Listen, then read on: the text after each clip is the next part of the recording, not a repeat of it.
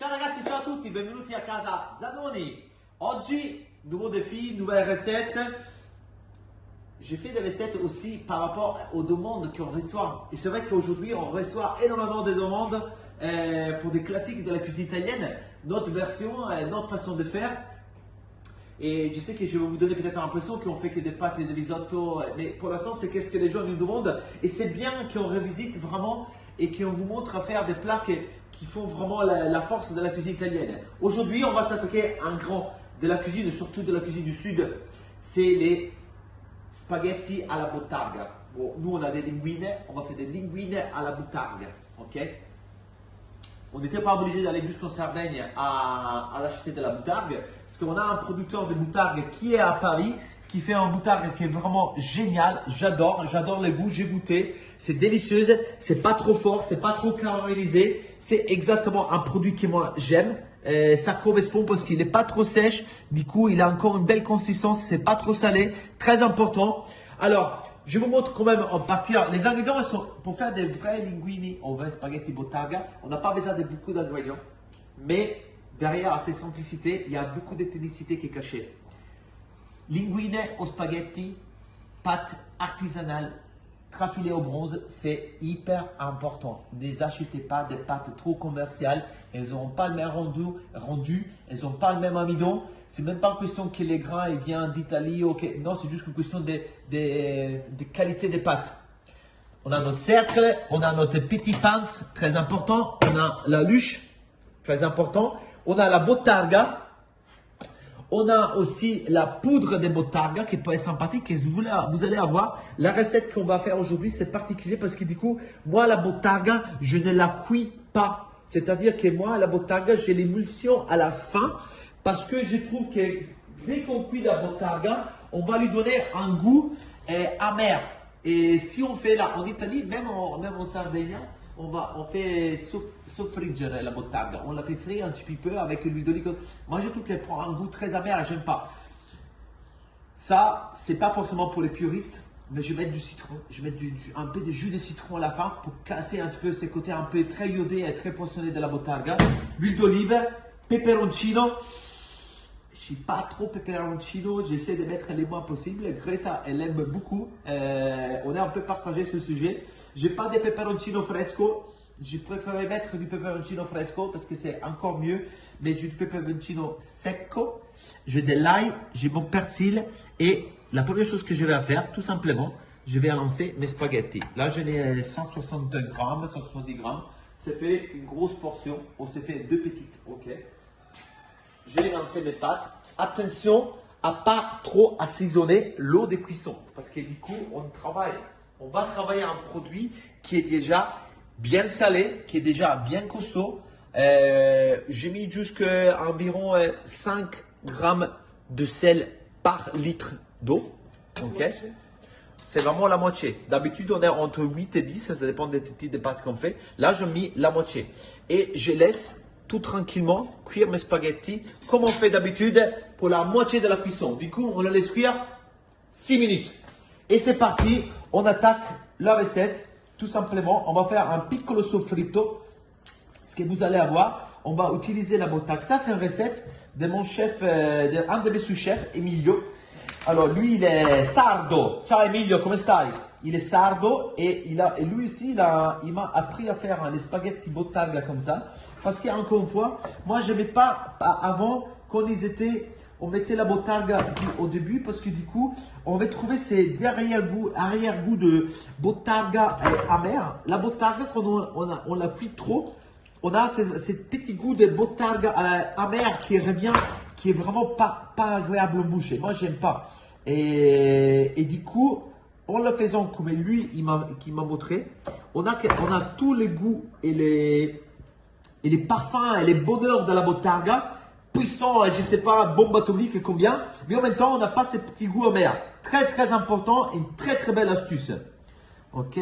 Je nettoie mon ail parce que dans les spaghetti au linguine bottarga, une chose qu'on veut goûter, c'est l'aglio. Alors, l'ail, c'est fondamental. Là, maintenant que mes spaghettis se sont un peu détendus, je peux les mélanger. Ne les faites pas avant. Si vous mélangez votre spaghetti, votre linguine de tout de suite, vous allez tout les casser. J'allume mon petit feu. Je vais mettre l'huile. Et vous allez avoir, c'est vraiment une belle cuisson. Ça, c'est aussi la base des spaghetti aglio, olio et peperoncino. C'est un petit peu la même façon. En fait, on va faire les mêmes spaghetti aglio, olio et peperoncino, mais à la fin, on va ajouter la bottarga. Je vais être très gentil avec le feu parce que je ne vais pas colorer mon ail. Je ne veux pas que l'ail il rôtisse. Je veux juste qu'il soffriga piano piano pour avoir un beau goût d'ail, mais pas de ail brûlé. Je vais prendre mon peperoncino. Alors, je vais en mettre très peu parce que j'ai peur. En plus, je l'ai goûté, ça pique sa race, c'est peperoncino. Hein. Je vais mettre vraiment, je fais vraiment plaisir à Greta, mais moi, j'aime pas trop. Là, c'est déjà beaucoup trop pour moi. Je mets le peperoncino à l'intérieur. Je vais voir qu'il commence à rôtir un petit peu, mais piano piano. Faut pas qu'il rôtisse trop. Très important. Allez, Greta, je te fais vraiment plaisir. Regarde, je te mets un peu plus. Youpi! Mais voilà, ça c'est le maximum que je peux mettre. À mon avis, là, je pourrais déjà pas les manger. Bon, du coup, Greta, elle va être hyper contente. Tac. Dès que ça commence à frire un tout petit peu, alors je peux couper à la main l'aglio si je veux, mais du coup, j'ai ces petits outils que Greta, j'ai volé ça dans son placard. J'écrase l'ail comme ça. Et voilà, tu vois, je commence à faire un piccolo soffritto, tout petit, ok. Mais piano, piano, piano. Là, tu vois, je pense qu'il va déjà trop vite. Je l'arrête, je veux qu'il aille tout doucement. Je ne vais pas frire mon ail. Très important. Et j'en mets de l'ail, hein. Attention, hein. J'en mets 2 belles gousses d'ail. Très, très important. Tac. Je mets le deuxième. Tu vois, j'appuie avec ça. Et j'écrase. Et du coup, là, j'ai mis pour 2 personnes, 2 belles gousses d'ail. En personne et demie. Et là, je commence à faire un piccolo soffritto, mais je veux vraiment pas donner du couleur à l'ail. Pour moi, c'est très important. Là, je ne cherche pas les goûts d'ail rôti. Je sais juste que vraiment, ça va ces petits parfums d'ail qui est là, qui est en train de soffriggere, qui est en train de se mélanger avec les peperoncino. C'est vraiment, ça c'est la base de la pasta aglio, olio et peperoncino. Un grand classique. Encore une fois, c'est pas aussi évident que ça à faire.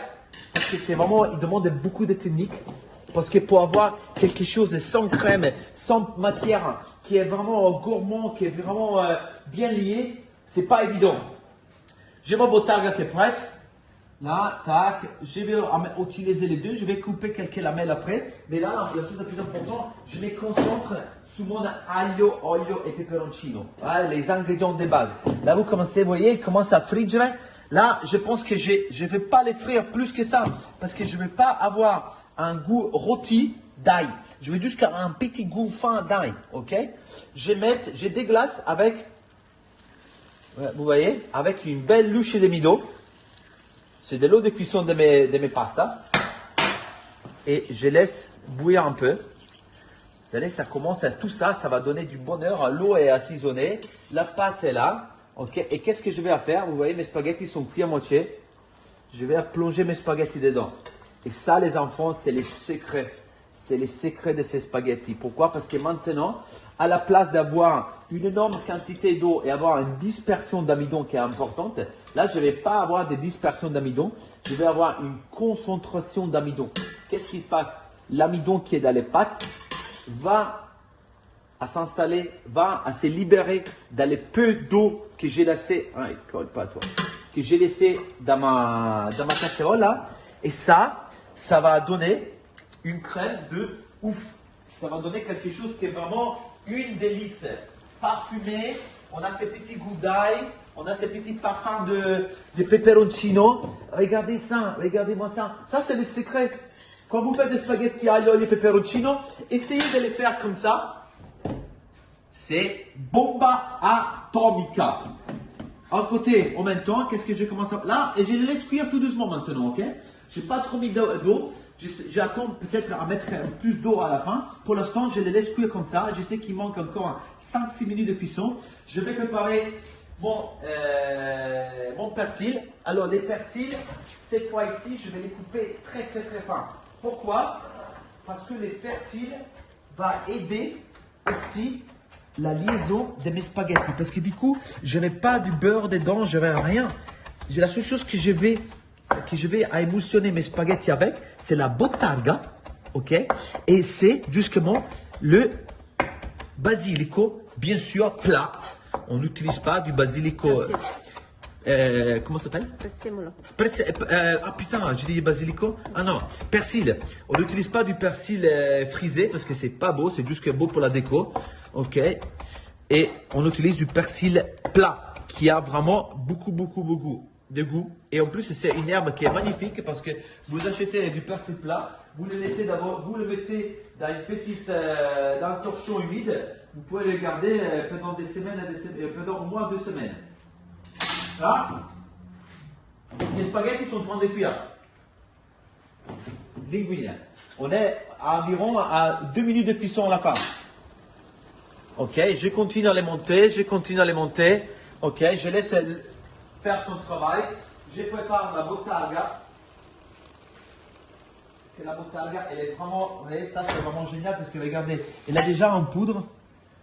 Du coup, elle est presque parfaite. Oh là là là là, regardez-moi ça. C'est hyper facile à travailler. Et avec celle-ci, je vais faire à quelques jolies petites lamelles, vraiment tout fines. Tiens, Greta, j'étais un comme ça, c'est plus facile pour toi. Je vais faire quelques petites lamelles, comme ça, que je vais à déguster, à mettre à la fin. Ça sent super beau. Moi aussi, que je suis fan de bottarga, mais pas spécialement quand elle est trop forte. Là, du coup, je pense qu'une bonne qualité de bottarga, c'est très important. Très important. C'est ce qui fait vraiment la différence.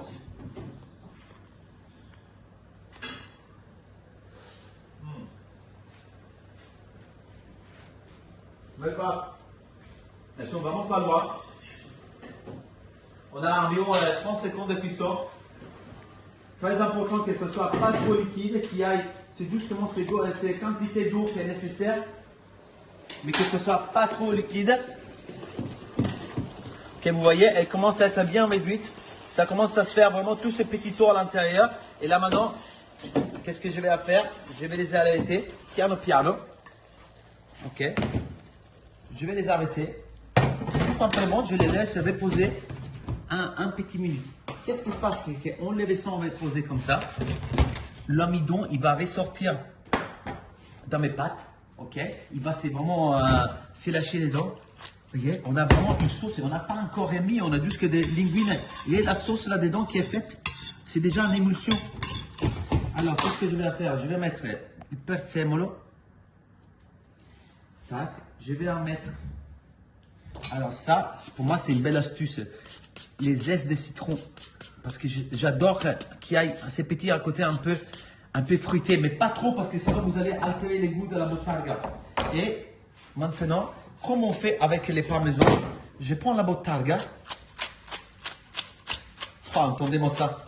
Entendez-moi ça, les enfants. Ça, c'est ce qu'on appelle.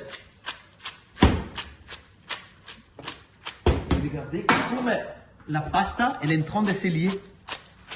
Aïe, aïe, aïe, aïe, aïe, aïe, aïe, c'est beau ça. Et après, on termine avec un peu d'huile d'olive. On monte les spaghettis. Regardez, regardez. Ah, c'est beau. Attendez, je goûte. Ah, c'est une tuerie là. C'est génial. Je vais mettre un petit bout de citron à la fin pour vraiment aller casser ces goûts de bottarga. Putain, ça pique. Ah, j'aime pas. Non, j'adore, je suis plaisant. Tu vas te régaler là. C'est génial. Regardez comment on a créé une émulsion avec la bottarga. Et là, du coup, c'est génial parce que je n'ai pas altéré les goûts de la bottarga. J'ai justement ces goûts de parfum de moudjinet qui sont à l'intérieur. Ils sont crémeux.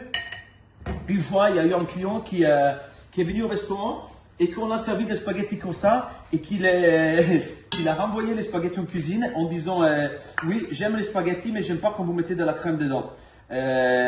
J'étais obligé à retenir Emilio parce que dit chef, je peux pas sortir avoir un mot avec lui. Non, Emilio, écoute, ça vaut pas la peine. C'est vrai qu'ils sont tellement crémeux qu'on a l'impression qu'on a ajouté de la crème dedans. Mais en fait, c'est justement ça, c'est les bonheurs de ces spaghettis qu'il y a tellement de sauces qui est liée ensemble. Et ça, c'est vraiment C'est juste comme ça, on n'a pas mis rien d'autre, juste que je vais mettre un peu d'eau de cuisson à la fin. Regardez la sauce, regardez la sauce que avec de l'huile d'olive et les spaghettis. Regardez-moi ça comme ça, je pense que c'est un de mes pâtes préférées. C'est devenu en tout cas un de mes pâtes préférées parce que on a mis combien de temps, Greta? 15 minutes. Alors, 15 minutes, dans les 15 minutes, j'ai parlé au moins 5-6 minutes. Ok, là, je vais juste mettre quelques petits bouts de bottarga comme ça à la fin. C'est délicat, hein, comme un petit carpaccio comme ça. Tac, tac, tac, tac. C'est parfait. Après, je vais mettre un petit clin d'œil avec un pochino di prezzemolo. Ok, à la fin. Les persils, c'est important là-dedans parce que en coupant les persils aussi fins, ça permet vraiment d'aider cette émulsion. Regardez-moi ça, les enfants. Alors ça, c'est même pas de la bombe atomique, ça c'est de la destruction thermonucléaire jamais vue. Comment faire des spaghettis ou des linguines à la bottarga, mais de façon vraiment généreuse. Après, si vous voulez, moi j'adore les contrastes avec la côté riche iodée et les tacs, un peu de citron. J'ai toujours tendance à mettre quelques gouttes de citron comme ça à la fin, que ça va juste casser un peu mon goût riche et intense. Et ça va lui donner une certaine légèreté. Comme quoi, on peut bien manger, on peut bien les éclater, on peut faire des spaghettis de dingue. Là, 15 minutes chrono, spaghetti au linguine et bottarga. Merci beaucoup pour nous suivre encore. Merci à Greta pour continuer à travailler avec moi parce que du coup, c'est pas toujours évident. Grazie à tutti. Continuez à nous suivre, continuez à... Est-ce que vous pouvez quand même me demander de faire autre chose que des spaghettis et des autres des pâtes? Moi, j'adore, mais c'est vrai que les gens, ils souhaitent avoir autre chose aussi. Par contre, on va revenir aussi sur les arancini. Arancini parce que c'est quelque chose que les gens me demandent très souvent. Et également, on va faire une espèce de tatin à la banane que j'ai goûté il y a quelques temps, que ma grand-mère faisait. Et j'aurais goûté il y a peu de temps. Génial. Ah, vraiment, une tatin à la banane à 15 minutes chrono. Vous allez un tatin qui est vraiment dingue. Continuez à nous suivre. Bon appétit. Et ça, c'est de la feu d'artifice, les enfants.